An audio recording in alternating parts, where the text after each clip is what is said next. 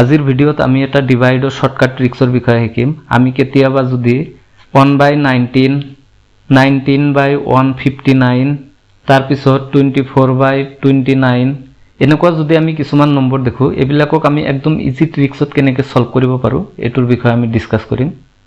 এইটো tricks apply হ'ব কেতিয়া, যেতিয়া তলত যিটো নম্বৰ থাকিব এই নম্বৰৰ লাষ্টৰ ডিজিটটো কি হ'ব লাগিব, 9 হ'ব লাগিব, তেতিয়াহে আমাৰ এই শৰ্টকাট ট্ৰিক্সটো এপ্লাই কৰিব পাৰিম। গতিকে আপোনালোকে যদি আমাৰ এই চেনেলটো পোন প্ৰথমবাৰৰ বাবে চাই আছে তেতিয়াহ'লে সাবস্ক্ৰাইব কৰি ল'ব আৰু অনাগত দিনবোৰত আহিবলগীয়া নতুন ভিডিঅ'ৰ নটিফিকেশন পাবলৈ বেল আইকনটো প্ৰেছ কৰি দিব। সো ট্ৰিক্সটো কেনেকৈ কাম কৰে আমি এটা এক্সাম্পলৰ সহায়ত চাওঁ, তেতিয়া ক্লিয়াৰ হৈ যাব। তো এক্সাম্পলত আমি কি লৈছো 18/49। তো এইটো যদি আমি নৰ্মেল মেথডত কৰো তেন্তে কিমান ডাঙৰ হয় এফালে চাওক, বহুত ডাঙৰ হ'ব আৰু বহুত টাইমও যাব। গতিকে আমি এইটো শৰ্টকাট ট্ৰিক্সত কেনেকৈ কৰো সেইটো আমি চাওঁ। এতিয়া এইটো শৰ্টকাট ট্ৰিক্সত কৰিব লগা হলে ওপৰত যেটো আছে আমি হেতু সেম লিখিম, তলত কি কৰিম ইয়াৰ লগত 1 যোগ কৰি দিম, দিলে কিমান হ'ব 50। তো ওপৰত 18 তলত 50, ইয়াৰ পৰা আমি 0 টো উঠাই দিম, 0 টো উঠাই দিলে কি হ'ব ওপৰত 1.8 হ'ব আৰু তলত কিমান থাকিব 5। এতিয়া 1.8 ক তো 5 দি ভাগ না যায়, তেতিয়া আমি কি কৰিম ইয়াতে এটা পয়েন্ট দি দিম, দিলে কি হ'ব 18 হ'ব। 18 ক 5 দি ভাগ কৰিলে কিমান হয় 3 বাৰ যায়, গলে কিমান হয় 15। 18 ৰ পৰা 15 বাদ দিলে কিমান থাকিব 3। সেই 3 টো আমি কি কৰিম ইয়াৰ আগত বহাম, তেতিয়া কিমান হ'ব ইয়াতে 33। এতিয়া সেই 33 5 দি ভাগ কৰিলে কিমান হ'ব 6 টাইমছ যাব, গলে কিমান হয় 30।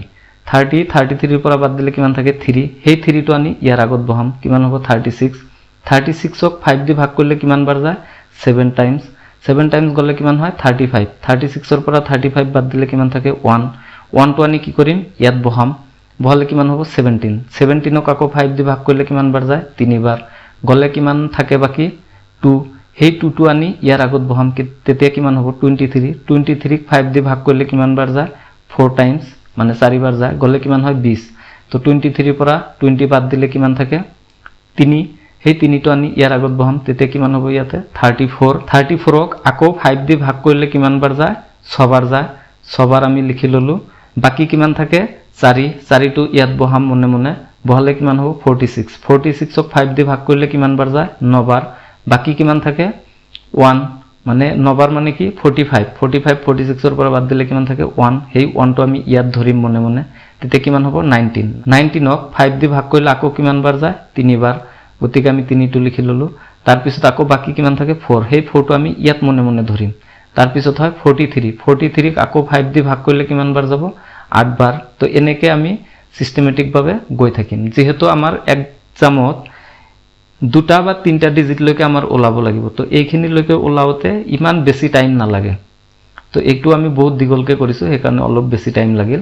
তো ট্ৰিক্সটো আগতে কেনেকৈ কাম কৰে হেতু চাই ল'ব, তাৰ পিছতহে আমি এইটো ট্ৰিক্সৰ সহায়ত টাইম আমি কেনেকৈ সেভ কৰিব পাৰো হেতু আমি কেইটামান প্ৰেক্টিস কৰিলে আমাৰ ইজিলি আহি যাব। তাৰ পিছত আমি আৰু এটা এক্সাম্পল লৈছো কিমান 26/39। তো এইটো আমি সেম আগত কি কৰিম ওপৰটো সেম লিখিম, তলত কি কৰিম 40 বনাম, 1 প্লাস কৰি দিম। তাৰ পিছত কি হ'ব 2.6, তলত হ'ব 4। এতিয়া এইখিনি কি কৰিম 2.6 ক তো 4 দি ভাগ না যায়, আমি এটা পয়েন্ট দি দিলাম, দিলে কি হ'ব ওপৰত 26 তলত 4। এতিয়া 26 ক 4 দি ভাগ কৰিলে কিমান বাৰ যায় 6 টাইমছ, গলে কিমান হয় 24। 26 ৰ পৰা 24 বাদ দিলে কিমান থাকে 2, সেই 2 টো আনি ইয়াত বহাম, আকৌ 26 হ'ব। 26 ক আকৌ 4 দি ভাগ কৰিলে কিমান বাৰ যাব 6 বাৰ, গলে কিমান হ'ব 24। আকৌ 26 ৰ পৰা 24 বাদ দিলে কিমান থাকে 2, সেই 2 টো আনি আমি ইয়াত বহাই দিম। আকৌ কিমান হ'ব 26। আকৌ 26 ক কিমান বাৰ যাব 6 বাৰ, আকৌ বাকি থাকিব কিমান 2, সেই 2 টো আনি ইয়াত বহাই দিম। 26 হ'ব আকৌ 26 ক 4 দি ভাগ কৰিলে কিমান বাৰ যাব 6 বাৰ, গলে আকৌ কিমান বাকি থাকিব 2, সেই 2 টো আনি ইয়াত বহাই দিম, দিলে আকৌ 26 হ'ব। তো এনেকৈ গৈ থাকিব এইটো। তো ট্ৰিক্সটো আমি এনেকৈ এপ্লাই কৰিব লাগিব। তাৰ পিছত আমি আৰু এটা এক্সাম্পল লওঁ, অলপ ডাঙৰ এক্সাম্পল লওঁ। এক্সাম্পলটো কিমান 35/119। এইটোক আমি কি কৰিম ওপৰত সেম লিখিম, তলত কি কৰিম 120 বনাম, মানে 1 প্লাস কৰি দিম, দিলে ওপৰত কিমান হ'ব 3.5, তলত কিমান আহিব 12। এতিয়া 3.5 ক 12 দি ভাগ না যায়, কি কৰিম আমি সেইকাৰণে পয়েন্ট দিলাম। এতিয়া ইয়াত কিমান হ'ব 35। 35 ক 12 দি ভাগ কৰিলে কিমান বাৰ যায় 2 বাৰ, গলে কিমান হয় 24। 35 পৰা 24 বাদ দিলে কিমান থাকে 11 11 তো আমি কি কৰিম ইয়াৰ আগত বহাম মনে মনে বহালে কিমান হ'ব 112 এতিয়া 112 ক আকৌ 12 দি ভাগ কৰিলে কিমান বাৰ যাব 9 বাৰ গলে কিমান হ'ব 108 তো 112 ৰ পৰা 108 বাদ দিলে কিমান থাকে 4 সেই 4 টো আমি কি কৰিম ইয়াৰ আগত বহালে কিমান হ'ব 49 49 ক 12 দি ভাগ কৰিলে কিমান বাৰ যায় 4 বাৰ গলে কিমান হয় 48 বাকি থাকে কিমান 1 সেই 1 টো আনি ইয়াৰ আগত মনে মনে বহালে কিমান হ'ব 14 14 ক 12 দি ভাগ কৰিলে কিমান বাৰ যায় 1 টাইমছ বাকি কিমান থাকে 2 2 টো আনি ইয়াত 21 আকৌ 21 ক 12 দি ভাগ কৰিলে কিমান বাৰ যায় এবাৰ আকৌ বাকি কিমান থাকে 21 ৰ পৰা 12 বাদ দিলে 9 তাৰ পিছত 9 টো আনি কি কৰিম ইয়াৰ আগত 91 তেতিয়া 91 ক 12 দি ভাগ কৰিব লাগিব এনেকৈ আমি গৈ থাকিম তাৰ পিছত আমি আৰু এটা एग्जांपल চাও 68/129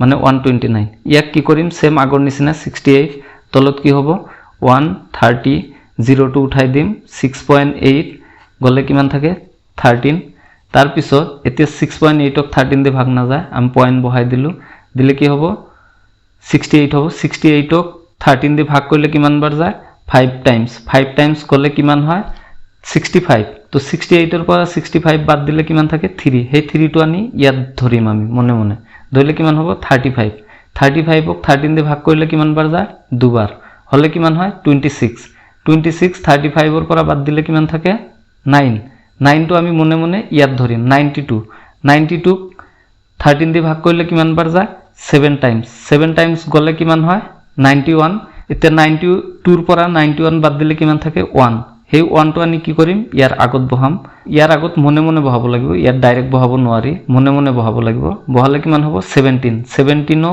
আকৌ 13 দি ভাগ কৰিলে কিমান বাৰ যায় 1 টাইমছ তো 1 হল আকৌ বাকি কিমান থাকিল 4 সেই 4 টো আমি ইয়াৰ আগত বহাম তো একচুয়ালি এটো পালো কিমান আমি 0.5271 এই 1 টো একচুয়ালি মনে মনে বহাব লাগিছিল কিন্তু মই ইয়াত ডাইৰেক্ট বহাই দিছো তো এনেকে আমি এই ট্ৰিক্সটো এপ্লাই কৰিব লাগিব তো এই ট্ৰিক্সটো এপ্লাই কৰি যে আমি একেটা কৰিলো এতে এইকেটা শুদ্ধ হল নে নাই আমি এটো ক্যালকুলেটৰ মাৰি চাও তো 18 ক 14 দি ভাগ কৰি দিলে হল ক্যালকুলেটৰত দিলে কিমান হয় সেম টু সেম হেতু ভ্যালু আহিছে 0.36734693 এনেকৈ আহিব তাৰ পিছত 26 ক 39 দি ভাগ কৰিলে ক্যালকুলেটৰত সেম একে আহিব 0.66666 এনেকৈ গৈয়ে থাকিব তো সেম আমি ক্যালকুলেটৰত যেটো পাই আছো এটো ট্ৰিক্স দি আমি যেটো কৰিছো সেম একে বস্তু পাই আছো তো এটো তো যদি আমি ক্যালকুলেটৰ মাৰি চাও 35/119 এটো দি যদি আমি ক্যালকুলেটৰত মাৰি চাও সেম একে ভ্যালু পাই আছো